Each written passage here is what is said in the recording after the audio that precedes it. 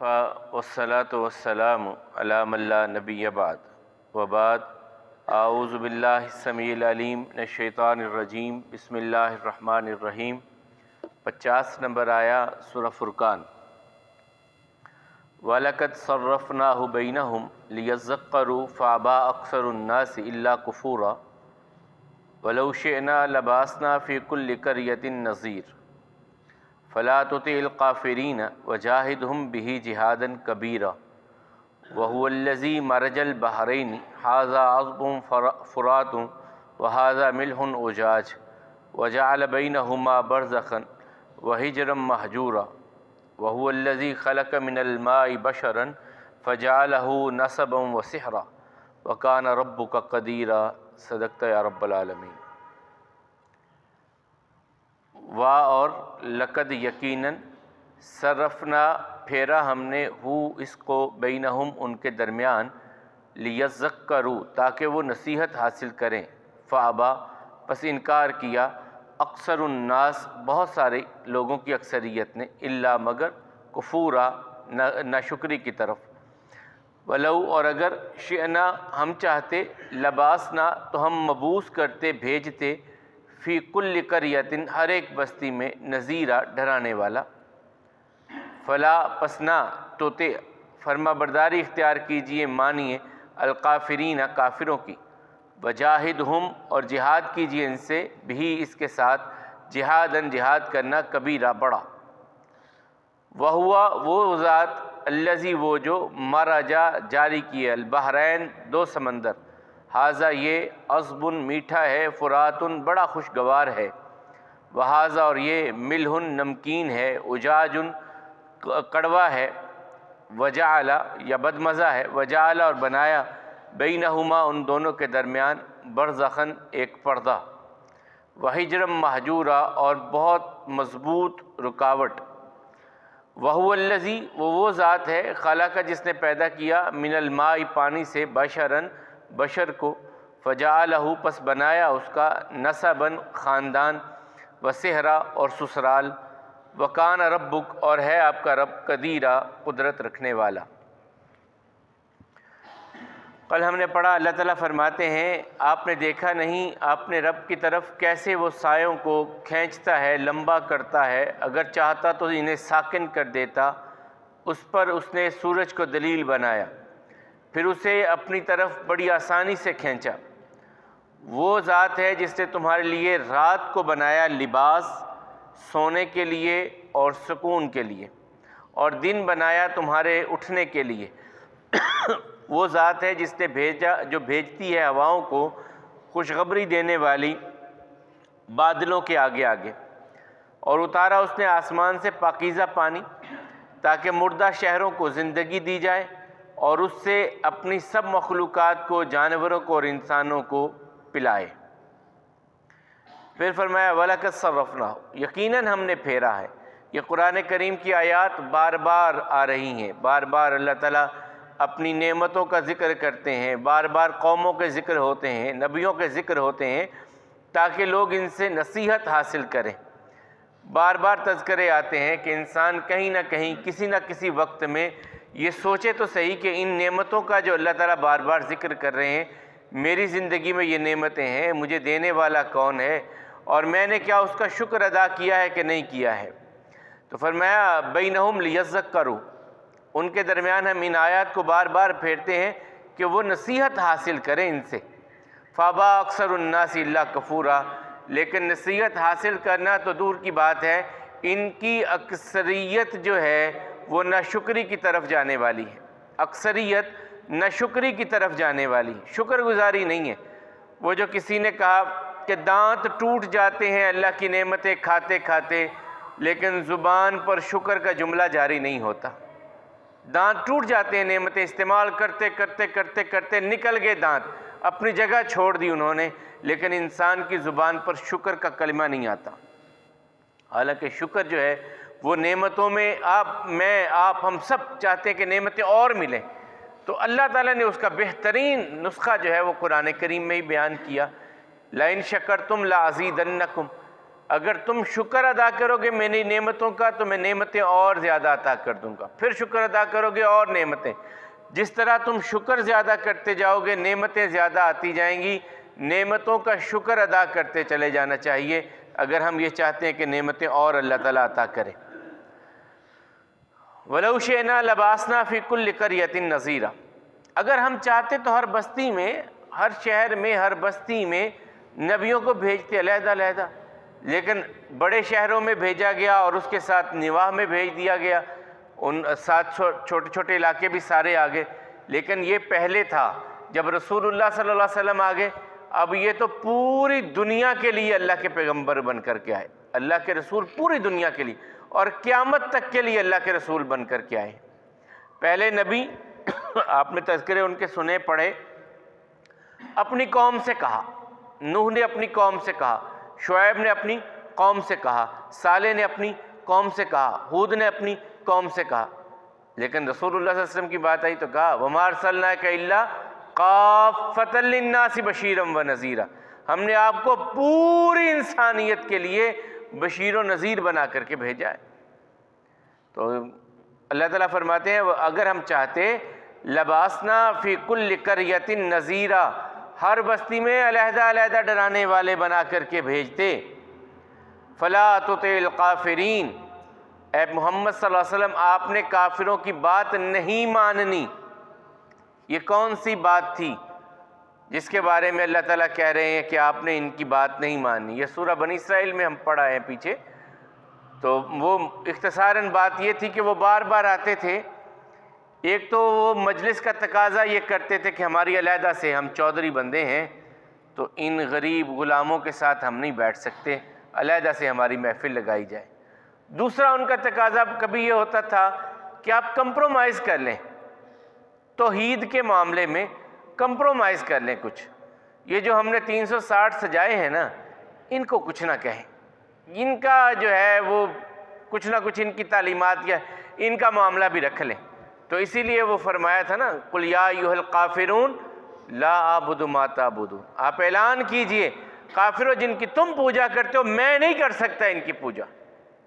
لَكُمْ دِينُكُمْ وَلِيَ دِين، تمہارے لیے تمہارا دین ہے میرے لیے میرا ہے، کمپرومائز نہیں ہے دین کے معاملے میں، دین کے معاملے میں کمپرومائز نہیں ہونا چاہیے۔ تو اللہ تعالیٰ فرماتے ہیں فلا تطع الکافرین، آپ نے کافروں کی بات نہیں ماننی، وجاہدہم بہ جہادا کبیرا، یہ ایک تو دین کے بارے میں، دوسرا اللہ تعالیٰ نے بات ماننے سے انکار کر دیا کہ آپ یہ نہیں کریں گے کہ ان کے لیے علیحدہ سے مجلس لگائیں، آنا ہے تو اسی بلال کے ساتھ بیٹھنا پڑے گا، عمار کے ساتھ، یاسر کے ساتھ بیٹھنا پڑے گا، اور ان غریب جن کو یہ غریب اور سمجھ رہے ہیں کہ ان کے پاس کچھ نہیں ہے، ہمارا سٹیٹس نہیں ہے کہ ہم ان کے ساتھ بیٹھیں، اللہ تعالیٰ کہتے ہیں اگر تم نے دین لینا ہے تو ان کے ساتھ بیٹھنا پڑے گا، نہیں تو ہمیں تمہارے دین کی ضرورت نہیں ہے، جاؤ اپنا کام کرو۔ تو یہاں بھی فرمایا وجاہدہم بہ جہادا کبیرا، آپ اس کے ساتھ یعنی قرآن کریم کے ساتھ، یہ کیونکہ مکی ہے ابھی وہ جہاد، وہ جو قتال کے معنی میں ہے وہ ابھی یہاں احکامات نہیں آئے مکہ المکرمہ میں، قرآن کریم کے ساتھ ان کے ساتھ بڑا جہاد کیجیے، یعنی تبلیغ کو اس وقت بڑا جہاد کہا گیا، ان کے ساتھ اس قرآن کے ساتھ وجاہدہم بہ، اس کے ساتھ آپ ان کے ساتھ جو ہے جہادن کبیرہ بڑا جہاد کیجیے۔ پھر اللہ تعالیٰ اپنی کچھ نشانیاں، وَهُوَ الَّذِي مَرَجَ الْبَحْرَيْنِ، وہ ہے جس نے دو سمندروں کو جاری کیا، یہ جو ہم ملک بھی ہے نا اس وقت ایک ریاست ہے جسے ہم بحرین کہہ دیتے ہیں، وہ بھی غلط ہے، اصل لفظ بحرین ہے، دو بڑے سمندروں کے ملنے کی جگہ۔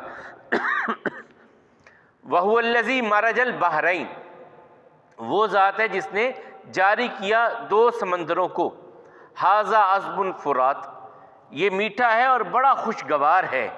ایک کا پانی میٹھا ہے اور بہت خوشگوار ہے، وَهَذَا مِلْحٌ اُجَاجٌ، اور ایک نمکین ہے اور بڑا بد ذائقہ ہے، یعنی نمکین بھی کسی حد تک بندہ پانی پی سکتا ہے لیکن اتنا کڑوا ہے کہ وہ پیا ہی نہیں جا سکتا۔ تو فرمایا وَجَعَلَ بَيْنَهُمَا بَرْزَخًا، اور ان دونوں کے درمیان ایک پردہ اور اوٹ اس نے قائم کر دی ہے، برزخ پردے کو کہتے ہیں، موت کے بعد قیامت تک کے لیے جو زندگی آئے گی اسے بھی برزخ کی زندگی کہا جاتا ہے، یہاں آنکھیں بند ہوئیں موت کا جام پیا، قیامت کے دن جب اٹھنا ہے اس کے درمیان کی زندگی کو بھی برزخ کہا جاتا ہے۔ نہ اس زندگی سے بھی پردہ ہے اور اس زندگی سے بھی، یہ درمیان میں آ جاتا ہے، وہی لفظ برزخ یہاں آیا۔ وحجرم محجورا، اور درمیان میں ایک مضبوط اوٹ اللہ تعالیٰ نے قائم کی ہے کہ دونوں ایک دوسرے میں جذب نہیں ہوتے۔ پھر فرمایا وَهُوَ الَّذِي خَلَقَ مِنَ الْمَاءِ بَشَرًا، اس نے انسان کو پانی سے پیدا کیا۔ فَجَعَلَهُ نَسَبًا وَسِحْرًا، پھر اس کا خاندان بنایا، نسب بنایا اس کا۔ نسب کے بارے میں پھر رسول اللہ صلی اللہ علیہ وسلم نے جو فرمایا کہ 4 چیزیں جاہلیت کی ہیں جو میری امت میں بھی آ جائیں گی۔ ستاروں سے بارش مانگنا کہ فلاں ستارہ نکلے گا تو بارش، یا فلاں ستارہ آیا تو بارش ہوئی، فرمایا یہ جاہلوں کا کام ہے، میری امت میں بھی آ جائے گا۔ اور دوسرا فرمایا وَالنِّيَاحَةُ عَلَى الْمَيِّتِ، میت پر نوحہ کرنا، او میرا فلاں میری کمر توڑ گیا، او میں گیا، تو چلا گیا، میری تو زندگی ویران ہو گئی، یہ نوحہ کرنا۔ اللہ کے حبیب علیہ السلام نے کیا کہا تھا اپنے بیٹے کی وفات پر؟ میں اپنی زبان پہ کوئی کلمہ ایسا نہیں لاؤں گا جس سے اللہ ناراض ہو جائے، میں اللہ کی رضا پر راضی ہوں۔ دل میں غم ہے، آنکھوں میں آنسو بھی ہیں، تیری جدائی نے پریشان بھی کیا، سب کچھ ہے، لیکن میں کوئی ایسا جملہ اپنی زبان پہ نہیں لاؤں گا۔ اور ایک مرتبہ ہوا، رسول اللہ صلی اللہ علیہ وسلم بقی کی طرف سے آ رہے تھے، ایک خاتون بیٹھی، چھوٹی سی قبر ہے اور اس پر بیٹھی وہ رو رہی ہے، سر جھکا وہ رو رہی ہے۔ رسول اللہ صلی اللہ علیہ وسلم پاس سے گزرے، کہا بی بی صبر کر، کہا یہ مصیبت مجھ پر آئی ہے نا، آپ پر نہیں آئی، آپ کو کیا پتہ کہ بیٹے کے کھونے کا، بچے کے کھونے کا غم کیا ہوتا ہے۔ رسول اللہ صلی اللہ علیہ وسلم چلے گئے۔ کسی نے اس بی بی کو کہا پتہ ہے کس سے بات کر رہی تھی؟ کہا نہیں مجھے نہیں پتا کس نے۔ کہا رسول اللہ صلی اللہ علیہ وسلم تھے۔ اب وہ بھاگی وہاں سے آئی، دوڑی پیچھے آئی۔ اب آپ جانتے ہیں کہ نبی کریم صلی اللہ علیہ وسلم کے حجرے اس طرف ہیں مسجد کے، اور اس کے بالکل پیچھے بقیع کا قبرستان آ جاتا ہے۔ وہ وہاں سے رسول اللہ صلی اللہ علیہ وسلم گھر آ گئے اور وہ بھاگی ہوئی آئی اور آ کر کے کہنے لگی یا رسول اللہ صلی اللہ علیہ وسلم میں نے آپ کو پہچانا نہیں۔ میں رسول اللہ صلی اللہ علیہ وسلم بی بی صبر جو ہوتا ہے وہ صدمے کے آغاز پر ہوتا ہے، الصبر عند صدمۃ الاولی، جب صدمہ پہنچے، یہ نہیں ہے کہ جب ہلکان ہو گئے اور واویلا کر کر کے گلا خشک ہو گیا کہا جی ہمارا صبر ہے، یہ صبر نہیں ہوتا۔ صدمہ آئے اور انسان سہ جائے، اللہ ثابت قدمی دے دے اور وہ صبر کر جائے، تو یہ یقیناً۔ تو نسب، تیسری چیز اللہ کے حبیب علیہ السلام نے فرمائی جو میری امت میں آ جائے گی، الفخر علی النسب، اپنے نسب پر بڑا فخر کرے گا، ہم بڑے وہ خاندانی، ہم فلاں، بڑا ہمارا سلسلہ فلاں جگہ پہ جا کر کے پہنچتا۔ والطعن فی النسب، دوسرے کے نسب میں چوتھی چیز جو فرمائی جاہلیت کی میری امت میں آئے گی، دوسرے کے خاندان میں کیڑے نکالنا، اور یہ فلاں ہیں، یہ تو ایسے ہیں، فرمایا یہ جاہلوں والے کام میں میری امت میں آ جائیں گے۔ بارش ستاروں سے اور جو ہے نوحہ کرنا میت پر، اپنے خاندان پہ فخر کرنا اور دوسرے کے خاندان میں کیڑے نکالنا کا یہ جاہلیت کے کام ہے جو میری امت میں آ جائیں گے۔ نسب ہیں وہ جو سورہ حجرات میں اللہ تعالیٰ نے کہا کہ ہم نے تمہیں بنایا ہے، قوم قبیلے بنائے ہیں اس لیے کہ ایک دوسرے کا تعارف ہو سکے، تمہیں پتہ چل سکے کون کس علاقے کا ہے، کس جگہ کا ہے، کہاں کا رہنے والا ہے، یہ تعارف کے طور پہ ہے، عزت کے طور پہ اللہ تعالیٰ کے ہاں تقویٰ ہی معیار ہے جو قرآن کریم میں بیان کیا۔ وسحرا، نسب کے بعد دوسری چیز انسان کے سسرال ہوتے ہیں، یعنی زندگی میں انسان کی جو ہے ایک ذمہ دارانہ زندگی ہوتی ہے وہ شادی کے بعد ہوتی ہے، اور اس میں سسرال یہ بھی ایک بہت بڑا معاملہ ہوتا ہے، اور یہ حقیقت ہوتی ہے جو داماد اور سسرال کا یا سسرالی رشتہ ہوتا ہے، یہ بڑا ایک سینسٹیو سا معاملہ ہوتا ہے، بڑا حساس معاملہ ہوتا ہے۔ آپ تھوڑا سا اگر غور کریں، رسول اللہ صلی اللہ علیہ وسلم جس خاندان کے ساتھ شادیاں کرتے گئے وہ خاندان والے پھر دوبارہ کبھی لڑے نہیں رسول اللہ صلی اللہ علیہ وسلم کے سامنے آ کر کے۔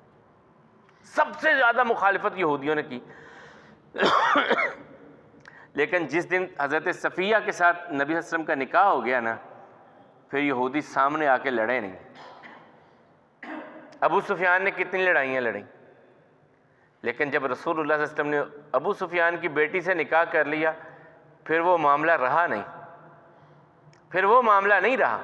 اسی طرح سارے حارث کی بیٹی سیدہ جویریہ بنت حارث،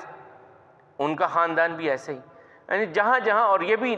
چلے کبھی لمبی بات ہوگی، نبی صلی اللہ علیہ وسلم کی اتنی شادیوں میں، ہمارے لیے تو 4 ہیں، وہاں وہ 11 تھیں، تو کیوں تھیں، کس وجہ سے تھیں، اور اس کے کیا کیا اثرات امت پر آئے، یہ ایک لمبی بحث آ جائے گی۔ تو بہرحال اللہ تعالیٰ کہتے ہیں ہم نے انسان کا نسب بھی بنایا اور انسان کے سسرال بھی بنائے۔ وَقَانَ رَبُّكَ قَدِيرًا، اور آپ کا رب یقیناً جو ہے وہ قدرت رکھنے والا ہے۔ ہم نے اپنی آیات کو بار بار پھیرا تاکہ لوگ نصیحت حاصل کریں ان سے، لیکن لوگوں کی اکثریت نے انکار بھی کیا اور کفر کی طرف، یعنی ناشکری کی طرف بھی گئی۔ اور اگر ہم چاہتے تو ہر بستی میں ہم نذیر بھیجتے۔ آپ کافروں کی بات نہ مانیے اور ان سے اس قرآن کے ساتھ بڑا جہاد کیجیے۔ وہ ذات ہے جس نے 2 دریاؤں کو جاری کیا، 2 سمندروں کو جاری کیا، ایک میٹھا ہے اور بڑا خوشگوار ہے، ایک کڑوا ہے اور نمکین ہے، اور بنایا ان کے درمیان ایک پردہ اور ایک مضبوط اوٹ کو بنایا۔ اسی نے انسان کو پانی سے پیدا کیا، پھر اس کا خاندان بنایا اور اس کے سسرال بنائے، اور آپ کا رب یقیناً ہر چیز پہ قدرت رکھنے والا ہے۔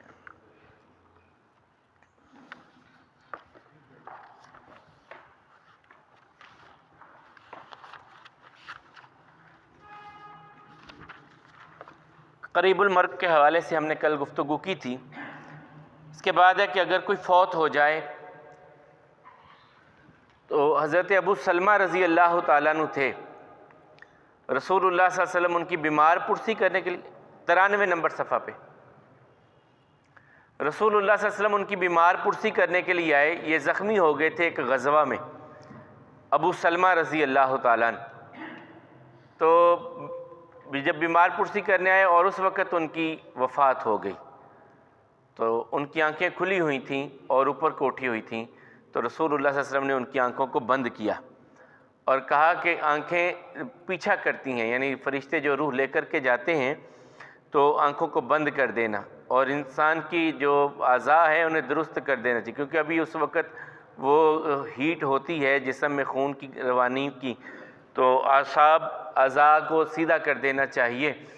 تو اس کے بعد جیسے جیسے وقت گزرتا ہے جسم اکڑ جاتا ہے، تو اسی وقت یہ سارے معاملات کرنے چاہیے۔ منہ کھلا ہو تو اسے بھی بند کر دینا، آنکھوں کھلی ہیں تو اسے بھی بند کر دینا چاہیے۔ تو بہرحال یہ پھر نبی کریم صلی اللہ علیہ وسلم نے یہاں پر امت کو ایک تلقین کی تھی کہ انا للہ و انا الیہ راجعون، اللہم اجرنی فی مصیبتی واخلف لی خیرا منہا۔ ان للہ، یقیناً اللہ ہی کے لیے تھا، و انا الیہ، اور یقیناً اسی کی طرف، راجعون، ہم نے بھی لوٹ، یعنی یہ جو بھی چیز ہے، یعنی انسان ہی نہیں ہے، آپ کا کسی بھی معاملے میں کوئی نقصان ہو جاتا ہے تو یہ اللہ کا تھا، اللہ لے گیا، ہم نے بھی تو اللہ کی بارگاہ میں جانا ہے۔ یہ انسان کو ایک تسلی ہو جاتی ہے،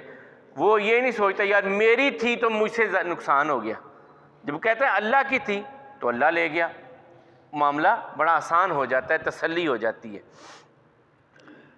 وَإِنَّا إِلَيْهِ رَاجِعُونَ، اور اسی کی بارگاہ میں ہم نے لوٹ کر کے جانا ہے۔ اللہم، اے میرے اللہ، اجرنی، بدلہ اجر عطا فرما، فی مصیبتی،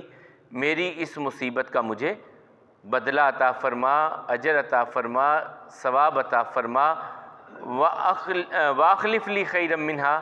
اور اس کا بہتر نعم البدل، یعنی یہ جو چیز مجھ سے چھن گئی ہے، ضائع ہو گئی ہے، یا جو بھی نقصان ہو گیا ہے، اس سے بہتر مجھ کو عطا فرما دے۔ جو بھی چیز گئی ہے، یہ صرف انسان کے لیے نہیں ہے، کسی بھی معاملے میں کوئی نقصان ہو جائے، آپ یہ پڑھیں، اللہ تعالیٰ آپ کے نقصانوں کی تلافی نہیں کریں گے، اس سے بہتر آپ کو عطا کریں گے۔ اور میں نے آپ کو یہ بتایا بھی تھا، حضرت ام سلمہ کا ہی رضی اللہ تعالیٰ عنہ کہتی ہیں میرے خاوند کی زندگی اتنی خوبصورت میرے ساتھ گزری تھی کہ میں سوچتی تھی مدینے میں ان جیسا کوئی دوسرا بندہ ہے ہی نہیں، اتنی خوبصورت زندگی ہماری دونوں میاں بیوی کی گزری تھی کہ میں نہیں سوچتی تھی ان سے اچھا بھی کوئی ہو سکتا ہے، لیکن میں پڑھتی تھی کہ رسول اللہ صلی اللہ علیہ وسلم نے کہا تھا کہ اللہ تعالیٰ بہتر نعم البدل عطا کر دیں گے۔ میری عدت گزری تو پیغام رسول اللہ صلی اللہ علیہ وسلم کی طرف سے آ گیا، اگر ام سلمہ تم چاہو تو ہم تمہارے ساتھ نکاح کرنے کے لیے تیار ہیں۔ تو وہ جو پیغام لے کر کے خاتون آئیں نا، تو انہوں نے کچھ زیور تھوڑا بہت تھا، وہ کانوں میں بالیاں وغیرہ تھیں کچھ، اسی وقت اتار کے کہا یہ تو لے جا، تو انہیں اتنی بڑی خوشخبری مجھے سنائی ہے کہ میں رسول اللہ صلی اللہ علیہ وسلم کے حرم میں جا رہی ہوں، رسول اللہ صلی اللہ علیہ وسلم کی بیوی بن رہی ہوں۔ تو یہ بڑی سعادت مند، یقیناً رسول اللہ صلی اللہ علیہ وسلم کی بیوی اور امت کی ماں تھی، ان سے پھر امت کو مسائل بھی بڑے بڑے ملے۔ رسول اللہ صلی اللہ علیہ وسلم کے لیے بہت زیرک اور بڑی دانا خاتون تھی۔ ایک وقت آیا نا، چلیں وہ بات بڑی کمال کی، صلح حدیبیہ کے وقت میں احرام باندھا تھا رسول اللہ صلی اللہ علیہ وسلم نے عمرے کا، اب کافروں نے روک دیا۔ اب اس وقت نبی کریم صلی اللہ علیہ وسلم نے صلح کر لی، اب عمرہ نہیں ہو سکتا تھا۔ صلح میں معاہدہ تھا نا کہ ہم اس سال عمرہ نہیں کرنے دیں گے، اگلے سال آپ آ کے کریں۔ اب احرام باندھا ہے، کیا کریں؟ رسول اللہ صلی اللہ علیہ وسلم صحابہ کرام سے کہنے لگے، بھئی یہ جو سواریاں اونٹ لے کر کے آئے، جانور لائے نا قربانی کرنے کے لیے بیت اللہ میں، انہیں ذبح کر دو، احرام کھول دو۔ سارے صحابہ کرام سکتے میں، یار ہم تو سوچ کے آئے تھے بیت اللہ کا طواف، اب یہ کیا بن گیا؟ کوئی بھی نہیں اٹھا۔ پھر کہا، پھر اب رسول اللہ صلی اللہ علیہ وسلم کہہ رہے ہیں سنتے ہی نہیں کہ میری کو بات۔ چلے گئے خیمے میں، حضرت ام سلمہ ساتھ تھی۔ کہا کیا ہو گیا ہے لوگوں کو؟ میں کہہ رہا ہوں جانور ذبح کر دو، احرام کھول دو۔ کوئی کہا یا رسول اللہ صلی اللہ علیہ وسلم آپ ایسے نہ کیجئے، سارے اس وقت پریشانی کی اس کیفیت میں غم میں ڈوبے ہوئے ہیں، آپ ایسا کریں آپ حجام کو بلائیں، خود اپنے بال کٹوا لیں، خود احرام کھول دیں، آپ کو دیکھ کے ساری کر لیں گے۔ اب رسول اللہ صلی اللہ علیہ وسلم آئے، بلایا حجام کو، بال کٹوائے، جو ہے وہ بال کٹوانے کے بعد اللہ کے حبیب احرام کھولا تو سارے فوراً اٹھ کھڑے ہوئے۔ تو یہ اس طرح کی بہت ساری ان کے معاملات تھے ام سلمہ رضی اللہ تعالیٰ عنہ کے، جو وہ نبی کریم صلی اللہ علیہ وسلم کو وقتاً فوقتاً مشورے دیا کرتی تھی۔ بہرحال